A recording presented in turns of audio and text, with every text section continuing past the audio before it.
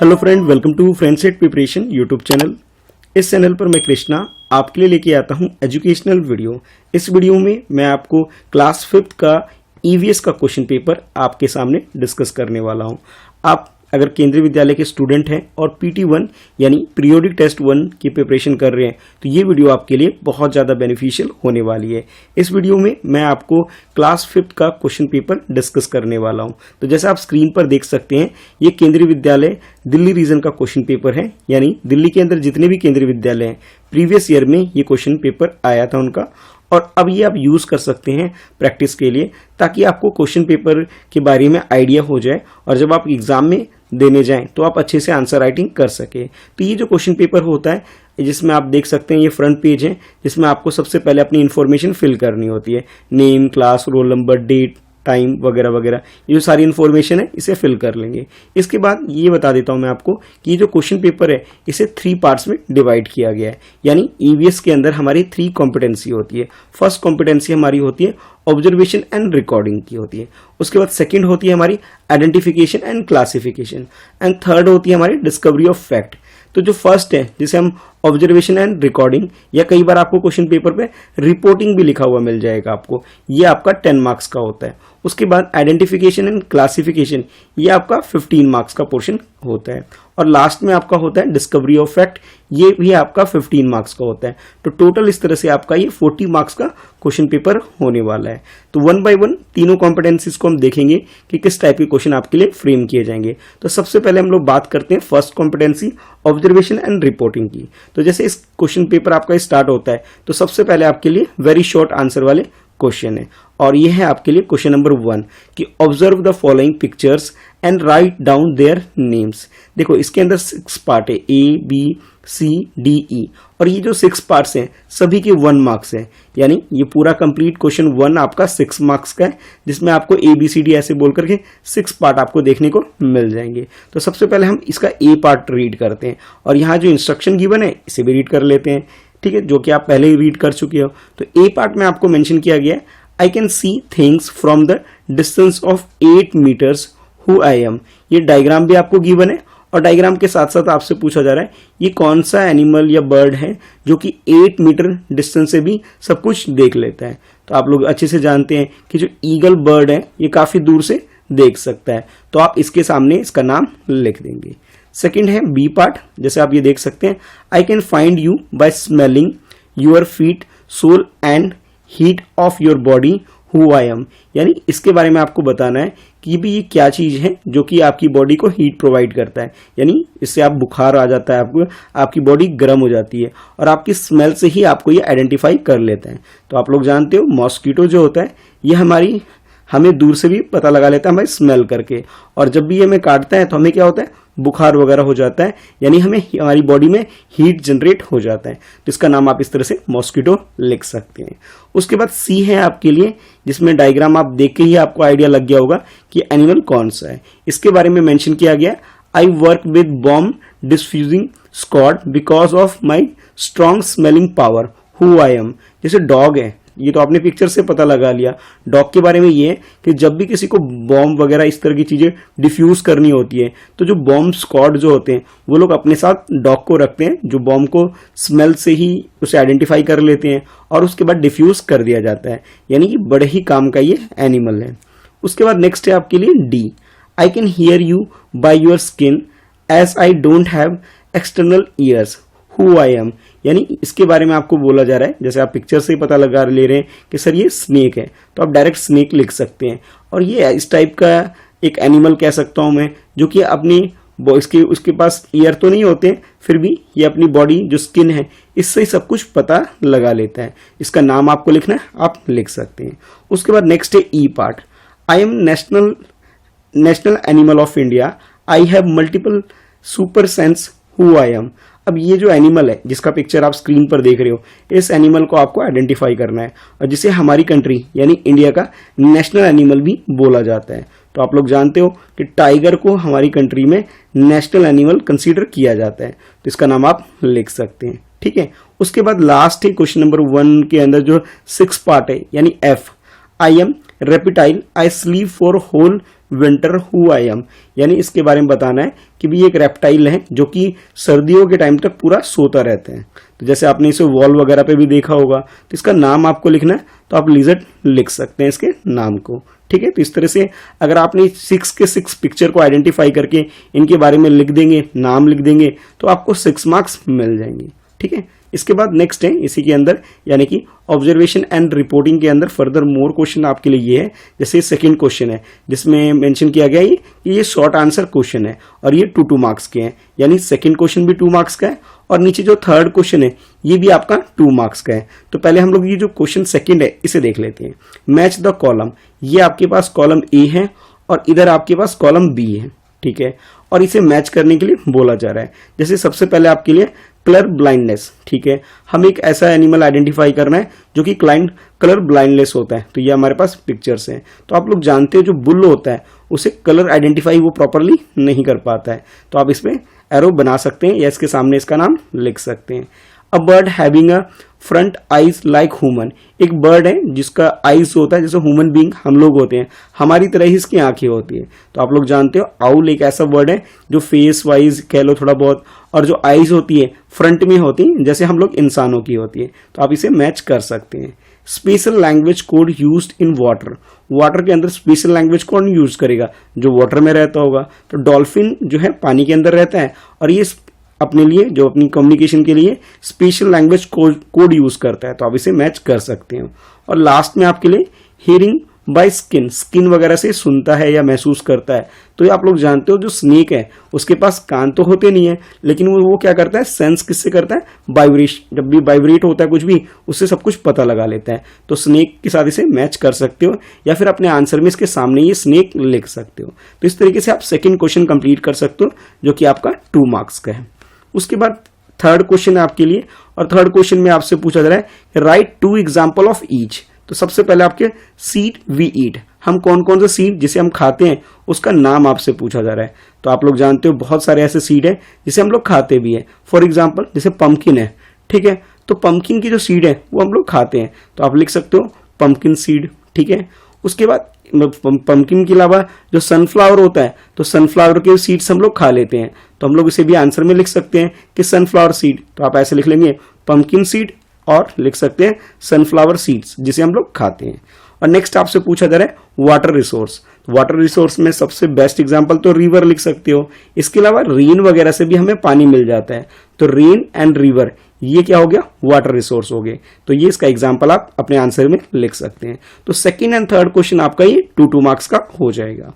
ठीक है, तो यानी कि अब यहाँ पे आप देखोगे तो 2 मार्क्स का आपका ये थर्ड क्वेश्चन, 2 मार्क्स का आपका ये सेकंड क्वेश्चन, और इससे पहले आपने 6 मार्क्स का क्वेश्चन 1, यानी कि ये तीनों मिला के 6 + 2 + 2 ये टोटल आपका 10 मार्क्स का पोर्शन हो गया फर्स्ट कॉम्पिटेंसी का। उसके बाद नेक्स्ट है आपके लिए क्लासिफिकेशन एंड आइडेंटिफिकेशन, और इसमें टोटल 15 मार्क्स का पोर्शन आपका कवर होने वाला है। तो सबसे पहले फर्स्ट क्वेश्चन इस पोर्शन के अंदर, जैसे सीरियल ऑर्डर जिसका क्या है क्वेश्चन नंबर 4, और यहां मेंशन किया गया है वेरी शॉर्ट आंसर, यानी 1 वर्ड में भी आप आंसर लिख सकते हैं।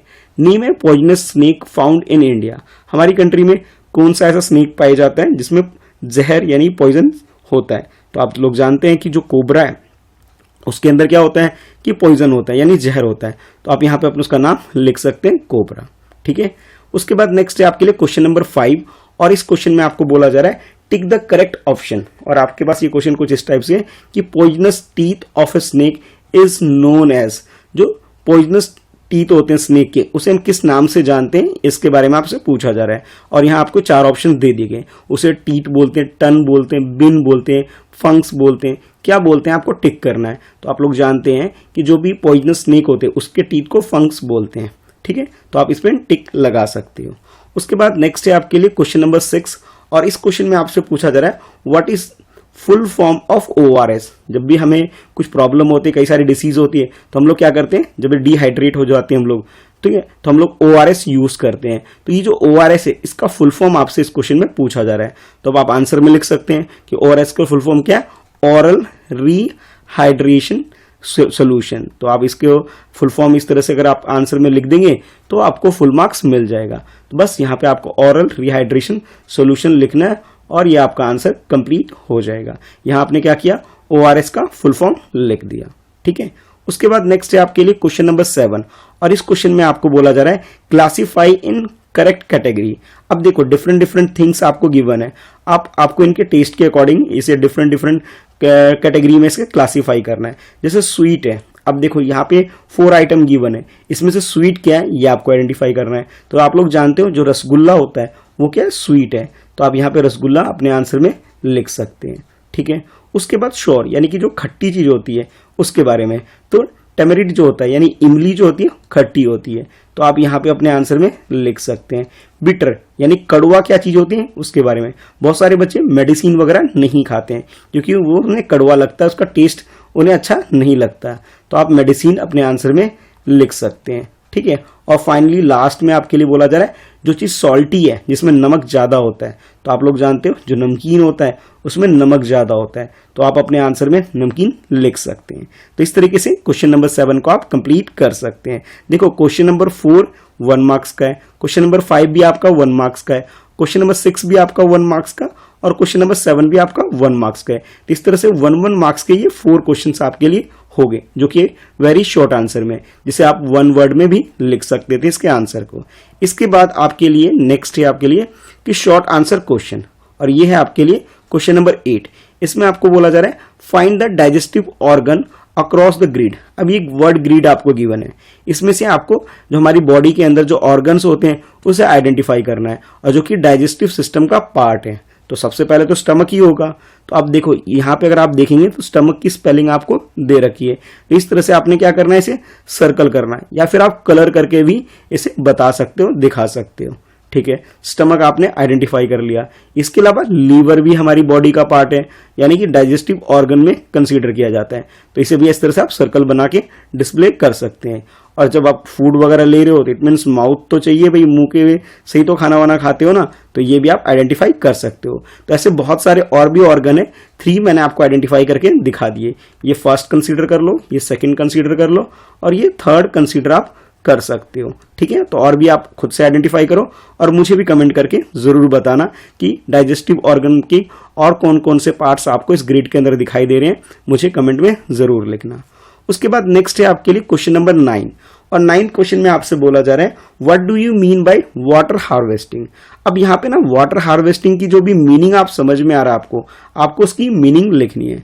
तो सबसे पहले आप क्या करेंगे, जो वाटर हार्वेस्टिंग है, ठीक है, इसका फुल फॉर्म कह लो एक तरह से, या इसकी डेफिनेशन कह लो या मीनिंग कह लो, ये आपको लिखना है। तो इस क्वेश्चन का आंसर आप कुछ इस तरीके से लिख सकते हैं कि water harvesting refer to the practice of collecting and storing rain water और run off from various source of later use. यानी कि जब भी आप लोग रेन वगैरह होता है उस पानी को जब आप स्टोर करने की जो प्रैक्टिस करते हो उसे बचा के रखते हो ताकि लेटर उसे बाद में उसे यूज कर सको, तो इस प्रैक्टिस को हम क्या बोल सकते हैं, वाटर हार्वेस्टिंग।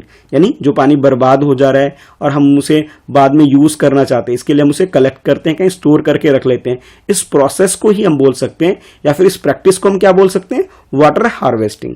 तो अपने आंसर में इस तरह से वाटर हार्वेस्टिंग की डेफिनेशन, मीनिंग आप लिख सकते हैं। इसके बाद नेक्स्ट है आपके लिए, जैसे आप ये 9th क्वेश्चन कंप्लीट करेंगे यानी वाटर हार्वेस्टिंग के आप मीनिंग लिख लेंगे, तो नेक्स्ट है आपके लिए क्वेश्चन नंबर 10th और इस क्वेश्चन में आपसे पूछा जा रहा है right any 2 difference between normal well and step well. देखो नॉर्मल वेल जो होता है यूजली लोगों के घरों में पहले हुआ करता था, ठीक है, और वहां से वो लोग पानी वगैरह निकालते थे। लेकिन जो स्टेप वेल होता है, जो नीचे कुछ इस टाइप से स्टेप टाइप का फॉर्मेशन होता है, और ये जो होता है ये पब्लिकली यूज होता है। अब क्वेश्चन ये है कि आपको नॉर्मल वेल और स्टेप वेल इन दोनों के बीच का क्या डिफरेंस है अपने आंसर में लिखना है। तो पहले आप क्या करेंगे, इस पूरे क्वेश्चन को अच्छे से नोट कर लेंगे और नोट करने के बाद इस क्वेश्चन का आंसर आप इस तरीके से लिख सकते हैं कि normal well is a cylindrical और circular structure with a narrow opening at the top. जैसे आप लोगों ने कुआं वगैरह देखा भी होगा कि ये नीचे तो बहुत गहरा होता है, जैसे सिलेंड्रिकल शेप में होता है, और ऊपर ये सर्कुलर आपको दिखाई देता है एक स्ट्रक्चर बना हुआ, जहां से हम लोग पानी निकालने के लिए बाल्टी वगैरह डाल करके निकाल लेते हैं। तो ये तो आपने एक तरह से नॉर्मल वेल के बारे में बता दिया, और इसी तरह से आप स्टेप वेल के बारे में बताएंगे। तो स्टेप वेल फीचर्स है सीरीज ऑफ स्टेप्स, यानी कि जिस तरह सीढ़ियां होती है, सीढ़ी बनी होती है, नीचे पानी होता है, तो आप बता सकते हैं कि स्टेप वेल फीचर है सीरीज ऑफ स्टेप्स और terrace descending into the ground leading to a water source, कि नीचे पानी बहुत सारा होता है और हम लोग स्टेप्स के थ्रू नीचे जाते हैं और पानी को कलेक्ट कर लेते हैं। तो यहाँ पे सबसे पहले आपने क्या किया, दोनों की मीनिंग के बारे में बताया ताकि हमें ये पता लग सके ये दोनों चीज है क्या। ठीक है, फर्स्ट पॉइंट में आपने ये बता दिया। सेकेंड पॉइंट में आप लिख सकते हैं the primary function of normal well is access ground water for various purpose such as drinking water, irrigation और इंडस्ट्रियल यूज। यानी कि जो हमारे घरों में पुराने टाइम पे जो नॉर्मल वेल यानी कुआं होता था उसका इस्तेमाल हम लोग पीने के लिए इस्तेमाल करते थे, खेती वगैरह में इस्तेमाल करते थे, और अब तो इसे इंडस्ट्री वगैरह में भी यूज किया जाने लग गया है। और अगर हम बात करें स्टेप वेल की तो इसके बारे में आप लिख सकते हो कि step well serve as a community gathering place, social hubs, architectural landmark. It is use for the storage, ground water recharge, as a resting spot for traveller. देखो इन दोनों का पर यूज के हिसाब से भी आप इनके बारे में बता सकते हो। फर्स्ट में आपने मीनिंग के अकॉर्डिंग बताया, सेकंड में आपने इसके यूज के बारे में बताया कि जो नॉर्मल वेल होता है उसका ड्रिंकिंग पर्पस के लिए यूज करते हैं, इरिगेशन पर्पस के लिए यूज करते हैं, और इसके अलावा इंडस्ट्री वगैरह यानी फैक्ट्री वगैरह इंडस्ट्री में यूज कर सकते हैं। लेकिन जो स्टेप वेल होता है, जब बहुत सारे लोग किसी गांव वगैरह में रहते हैं तो पूरा गांव मिलकर यूज करता है, यानी पूरी कम्युनिटी मिलकर के यूज करती है। कहीं सोशल हब होता है जहाँ पे लोगों की भीड़ वगैरह होती है, वहां यूज होता है। इसके अलावा जो भी ट्रैवलर होते हैं कहीं पर रेस्ट कर रहे होते हैं, ठीक है, कहीं रास्ते में भी उनके लिए इस तरह का अरेंजमेंट होता है ताकि पानी को वो यूज कर सके। और जो भी रेन वाटर वगैरह भी होता है उसके स्टोरेज के लिए या फिर कह सकते हो ग्राउंड वाटर के रिचार्ज के लिए भी इसका यूज किया जाता है। यानी कि दोनों के यूज के अकॉर्डिंग भी इनके बीच में डिफरेंस आप बता सकते हैं। पहले मीनिंग के अकॉर्डिंग बता दिया आपने, सेकंड में आपने क्या किया, यूज के अकॉर्डिंग इनके बीच में डिफरेंस आपने बता दिया। तो जैसे ये क्वेश्चन है, इस क्वेश्चन में आपने क्या किया, डिफरेंस मीनिंग के अकॉर्डिंग और इसके यूज के अकॉर्डिंग आप बता सकते हो। उसके बाद नेक्स्ट है आपके लिए क्वेश्चन नंबर 11, और ये जो क्वेश्चन है आपका 5 मार्क्स का है। ठीक है, ये पूरा कंप्लीट क्वेश्चन, इसका ए पार्ट और बी पार्ट। तो ए पार्ट में आपसे पूछा जा रहा है कि make poster on save water save future, also colour it. आपको इसके अंदर एक पोस्टर क्रिएट करना है, यानी कि एक ड्राइंग बनानी है अपने क्वेश्चन पेपर के अंदर, जहां पे आप एक सोशल मैसेज देंगे सेव वाटर सेव फ्यूचर का। यानी कि वाटर को सेव करने के लिए एक अच्छा से आपको एक ड्राइंग बना के दिखानी है। देखो एक पिक्चर में आपको ये डिस्प्ले कर रहा हूं, ये मेरे एक स्टूडेंट ने ही ड्रॉ किया हुआ है। तो आप भी इस टाइप का एक पोस्टर बना सकते हैं जहां आप वाटर दिखा सकते हैं, उसे प्रोटेक्शन के बारे में कुछ लाइन आप लिख सकते हैं कि life is not existence without this precious resource water, कि बिना पानी के तो हम लोग जिंदा ही नहीं रह सकते हैं। यानी कि एक टाइप का आप कह सकते हो बहुत ही प्रीसियस रिसोर्स है, और इस वजह से हमें वाटर को क्या करना चाहिए, सेव करना चाहिए। ठीक है, तो इस तरह से आप एक पिक्चर ड्रॉ करके एक सोशल मैसेज लिख करके, यानी कि आप ये कह सकते हो एक अवेयरनेस वाला आपको एक मैसेज इसके अंदर लिख करके एक पिक्चर ड्रॉ कर लेना है। ठीक है, बहुत अच्छा सा है, आप लोग अच्छी ड्राइंग करते हैं, आप भी इसे कंप्लीट कर सकते हैं।